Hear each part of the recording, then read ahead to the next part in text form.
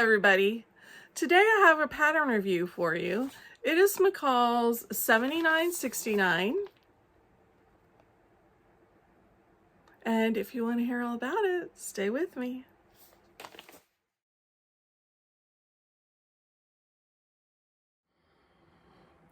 Welcome back to my channel. My name is Marcia and this is Gather and Stitch. Today we'll be talking about McCalls 7969. I made this pattern in a rayon challis. I'm wearing it right now, which I think is the perfect fabric to make this pattern out of. I made a size extra large based on the finished bust measurements. Now, the finished bust measurements are not on the back of the pattern. They're not on the pattern instructions either. The finished garment measurements on the front bodice piece. And for the large, it was 43.5, and the extra large was 47.5. Well, I have a 44-inch bust, so I went for the extra large. And I'll put up some footage now of me wearing it, but I feel like it's too oversized for me. It's more oversized than what I'm comfortable with. I kind of feel a little shapeless. It's fine for wearing around the house or, you know, running to the grocery store or running errands or something, but as far as wearing it to an occasion,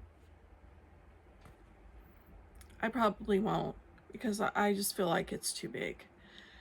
I am going to wear it though.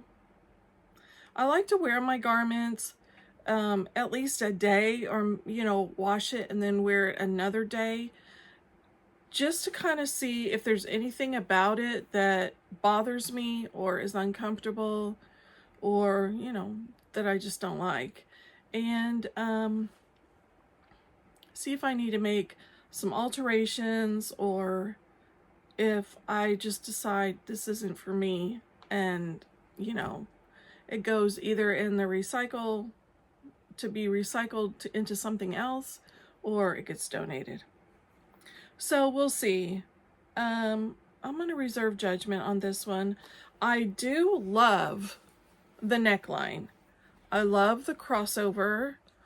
I love the gathers on the top of the shoulder. I do have a large bust and wide shoulders, so I really like the V. I did have to, the only alteration I made to this pattern was I shortened the waist by 1.5 inches, and the waist is actually on the skirt pattern piece, not on the bodice. So I just took off 1.5 inches from the skirt pattern piece, from the top of the skirt pattern piece, and the waist hits me right where I wanted it to hit me. Another thing that I did before I sewed the bodice to the skirt is I crossed over the top where it was supposed to be, where the pattern told me to cross it over, and I basted it, and then I tried it on. And when I did that, the front just gaped. The front gaped. So I took it off, and I'll show you what I did. I picked out the basting, and then I wrapped these pieces over each other, and I just pulled them a little bit farther to the side seams than what the pattern called for, and basted them down like that. So it took the gape out of the top. Now, I'm sure I could go back. It is voluminous enough that I could go back and do a petite adjustment up here to get rid of the gape. But I probably won't do that. I mean, I like the look of this. It was no problem to just kind of pin it where I wanted it to be. Actually, I laid the front bodice pieces on top of each other like they were supposed to be, and then I pinned them right here and to where I wanted them to cross over in the front. And then I just went down and pinned the bottom where it would lay flat. And that was it. So I do like the dress, other than the volume of it. But I don't know if I'll make it again, but I would recommend it. It does look like the pattern. There were no issues with the pattern that I didn't understand what it was trying to say. The only irritation that I have with the pattern is that the finished garment measurements are not on the back of the pattern. And when you have patterns that are just, you know, 3 sizes like this one is the large, extra large, and extra, extra large. Sometimes I'm right on the line there, especially if there's a lot of ease built into the pattern. And I want to know what the finished garment measurements are, because I don't like garments with a lot of ease on my top half, because of my larger chest and broad shoulders. So I do like this pattern. I would recommend it. I would say size down. That's my personal preference. That's what I'm going to do. If I make it again, I will size down. But overall, I was happy with it. I don't have anything else on my cutting table right now.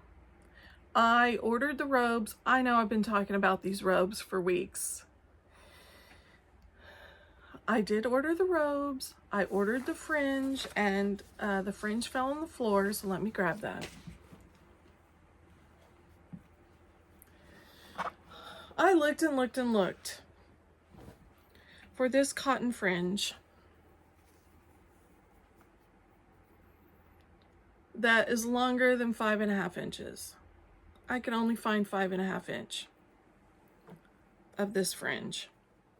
And this is the fringe that my daughter wanted on her robe. So I didn't want to wait any longer. I wanted to get these over and done with, because I still have alterations to make to my daughter's wedding dress, and she's coming this weekend. And she's going to try her dress back on with all of her foundation garments and her shoes, and we're going to see. I do have to hem the dress because she's not very tall. She's probably 5'1", 5'2", something like that. And so, you know, everything is long on people that are short like me. So she has to try it on and see where I need to hem it. And there are several layers. So, you know, I have to hem each layer. And I don't know if it's going to require hand stitching or what. So I want to get everything else out of the way, so I have plenty of time to work on her dress and I don't feel rushed. Because if I feel rushed, or if I'm in a rush, I make mistakes. I do. And I do not want to make a mistake on her dress. So these robes, this is my robe actually. It's green. And I got it from Amazon. And I tried to link the link to this robe on Amazon, and it wouldn't paste a link. you know, it would paste the link information, but you couldn't click on it and it wouldn't take you to the robe on Amazon. So I just put in my last video, I put the exact description of the robe. So if you copy and paste that into Amazon, it should bring up the robes that I got, along with the trim. So the inspo picture for the robes, I'll put that up on the screen so you can see it. There is a, I don't know what you call it, like a curve in the hem at the bottom. And that's where I'm going to put the fringe. So in order to get the curve just right, I'm going to use this pattern, Butterick 6554. Do you see the hem, how it's curved? I'm just going to use that bottom pattern piece and lay it over the bottom of the robe so I get that hem nice and curved, and that all of the robes have the same kind of curve.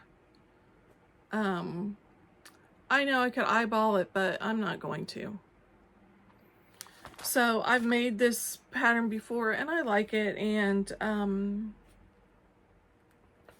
I think with that the skirt piece to guide me, I'll be fine, and all the robes will look the same, and everyone will be happy with that. So I am looking forward to that. I have lots of stuff swirling around in my head that I want to make. I just don't want to commit to anything before the wedding. It's like, you guys, it's on the 27th. So it's, I don't know what today is. Let's see. Today is the 5th. Oh my gosh, today is the 5th. So I need to get my husband and my son in their suits so I can hem their pants, and hem my daughter's dress and finish these robes. And then we should be good to go. I do need to figure out my jewelry, and just lots of little things, you know, lots of little things. So that's all I have for you today. It's short and sweet. I'll be back next week with these robes finished, come hell or high water. And I hope you have a great day. I hope you get some sewing in. I hope you're enjoying cooler weather wherever you are. And I will talk to you next time. Bye.